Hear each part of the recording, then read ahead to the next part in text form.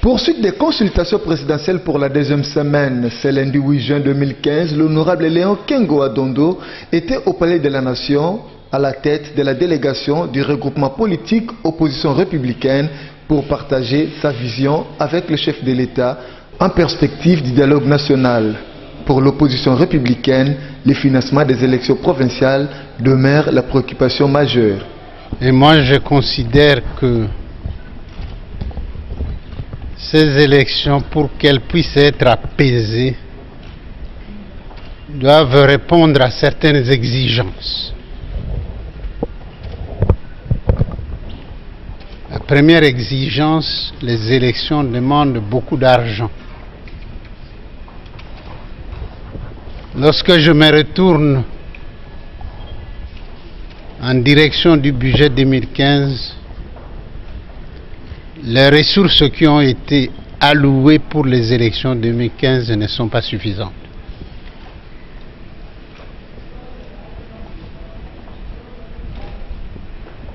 Où allons-nous trouver de l'argent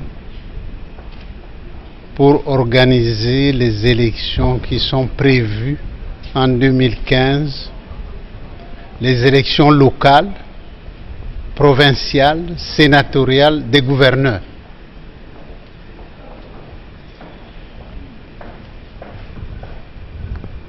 Le président m'a demandé d'établir une note, j'établirai la note ce soir et je lui ferai parvenir demain matin. Vous soutenez donc le dialogue? Oui, je soutiens le dialogue puisque je suis là pour le dialogue.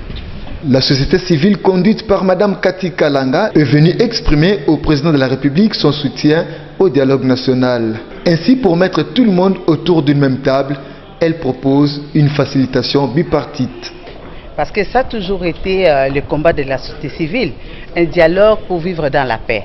La société civile soutient le dialogue. Elle souscrit et elle va y participer. Elle a fait des propositions dans le cadre de l'organisation de ces dialogues et en plus de ça, elle a demandé à ce que pour que ce dialogue soit inclusif, il a fallu que nous puissions avoir une facilitation bipartite. Et à ce moment, nous allons aussi inviter ceux-là qui croient qu'il a fallu que nous ayons aussi cette communauté internationale et une personnalité au niveau national. Nous tenons à ce qu'avant qu'on organise le dialogue, il faudra un peu parler, donc un bureau préparatoire. Et en dehors de ça, nous tenons à ce que ce dialogue soit inclusif et que dans le strict respect des valeurs humaines et de fraternité et un climat de paix. Les femmes congolaises issues de différentes structures féminines, s'estimant premières victimes de conflits, encouragent la tenue du dialogue pour la paix sur l'ensemble du territoire national. Nous pensons que s'il y a des divergences, ces divergences existent toujours dans une démocratie. Et d'ailleurs, c'est ce qui fait évoluer la démocratie. Et nous sommes des Africains, nous savons que quand il y a divergence dans une communauté, les sages se mettent toujours ensemble pour parler. Et c'est-à-dire ces divergences ne peuvent pas totalement nous diviser.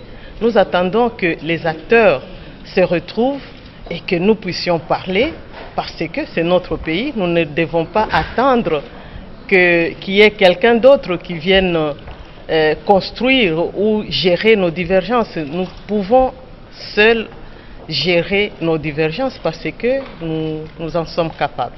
Nous sommes d'accord, nous, que les Congolais se retrouvent pour parler.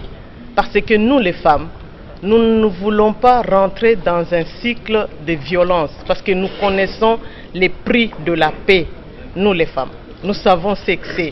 Parce que les premières victimes de violence, ce sont les femmes, ce sont nos enfants que nous portons pendant 9 mois. Et c'est ça, nous, pour la paix de ces pays, pour consolider la paix et faire avancer notre pays, nous pensons que nous ne devons que nous mettre ensemble pour que cela se fasse. De plus en plus, la nécessité d'un dialogue national mettant autour d'une table tous les fils et filles de la République démocratique du Congo se précise. Les avis et considérations des uns et des autres fixent petit à petit les contours de ces dialogues, à savoir créer un climat propice pour la tenue des élections apaisées.